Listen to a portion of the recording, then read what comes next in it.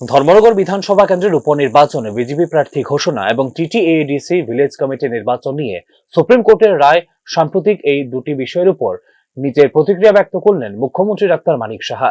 জহর চক্রবর্তী একজন সজ্জন ব্যক্তি, সমাজের সব অংশের সঙ্গে যোগাযোগ রয়েছে তাঁর। উপনির্বাচনে জয়ী হবে ভারতীয় জনতা পার্টি বলে প্রতিক্রিয়া দিয়েছেন মুখ্যমন্ত্রী ডাক্তার মানিক সাহা। নির্বাচনে প্রতিদ্বন্দ্বিতা একতরফা হবে বলেও প্রতিক্রিয়া মুখ্যমন্ত্রীর। এখন পার্টির থেকে ডিসিশন হয়েছে, জহর চক্রবর্তী মহোদয়কে মনোনয়ন দিয়েছেন এবং উনি আমাদের ভারতীয় জনতা পার্টিতে বহু বছর ধরে ভারতীয় জনতা পার্টিতে আছেন এবং একজন সজ্জন ব্যক্তি বলতে যাকে বোঝায় এই জহর চক্রবর্তী মহোদয়। এবং আমি যখন আগে ধর্মনগরে আমি যেতাম পার্টির কাজে 2016, আমার মনে আছে ওনার মোটর সাইকেলে বসে আমি কিন্তু অনেক জায়গায় পার্টির কাজে আমি গেছি এবং ওনার যে ফ্যামিলি আছে পুরো ফ্যামিলি ভারতীয় জনতা পার্টির সাথে যুক্ত।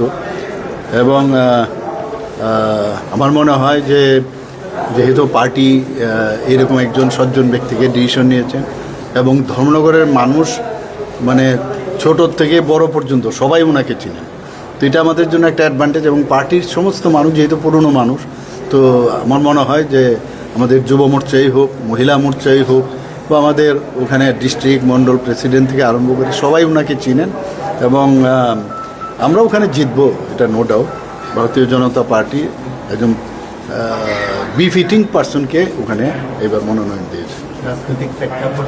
আমাদের কাছে সব নির্বাচন খুব সিরিয়াস, আমি সিরিয়াসলি নেই এবং আমরা তো বসে আছি কবে এই বিধানসভা শেষ হবে, তারপর তো দৌড় শুরু হবে এবং এডিসিও ডিক্লেয়ার হয়ে গেছে, কাজেই আমাদের দু জায়গায় আমাদের যেতে হবে এবং এটা তো ক্লিয়ার কাট যে আমরা এখানে তো আর আমাদের অন্য কোনো বিষয় নাই।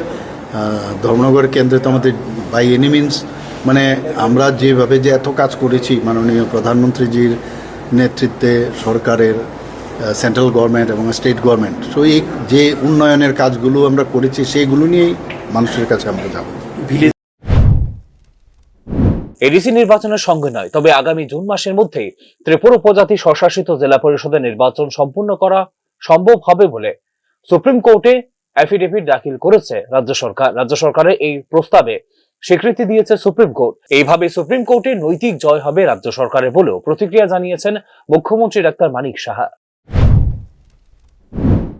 এবং আমরা কিন্তু নৈতিক ভাবে কিন্তু আমাদের জয় হয়েছে এখানে, কারণ ভিসিটা আগে করার কথা ছিল, কিন্তু আমরা ভিসি ইলেকশন আমরা যেটা সুপ্রিম কোর্টকে বলেছি যে একসাথে করার জন্য এই ডিফিকাল্টিজ হবে এবং সেটা মানেননি। পরবর্তী সময় আমরা সেপ্টেম্বর বলেছিলাম এই কারণ আমাদের এখানে যে মনসুন সিজন সেটা কিন্তু অগাস্ট অবধি থাকে এবং আমাদের এখানে শুরু হয় জুন, জুলাই, অগাস্ট, কাজেই আমরা এর জন্য সেপ্টেম্বর রেখেছিলাম।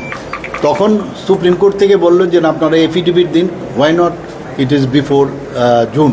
কিন্তু সবাই আমাদের এখানে তো মনসুন শুরু হয়েছে এপ্রিল মাস থেকে, অলরেডি এখানে শুরু হয়ে গেছে বলা যায়, তো এই ধারণাটা নাই। তারপর যেহেতু বলেছে যে জুন জুলাই মাসে যাতে করা যায়, কিন্তু এটা যদি ওই সময়ে যদি দেখা যায় যে বৃষ্টিপাত শুরু হয়ে গেছে, তাহলে সুপ্রিম কোর্টে তার জন্য রিভিউ করবে এবং সেই রিভিউর মাধ্যমে হয়তো এটা পিছুতেও পারে।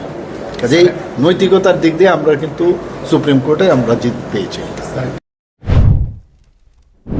চলতি বিধানসভার বাজেট অধিবেশনের পরই ধর্মনগর উপনির্বাচন এবং টিটিএডিসি নির্বাচনের প্রচারে পুরোদমে যোগদান করবেন বলে জানিয়েছেন মুখ্যমন্ত্রী ডাক্তার মানিক সাহা।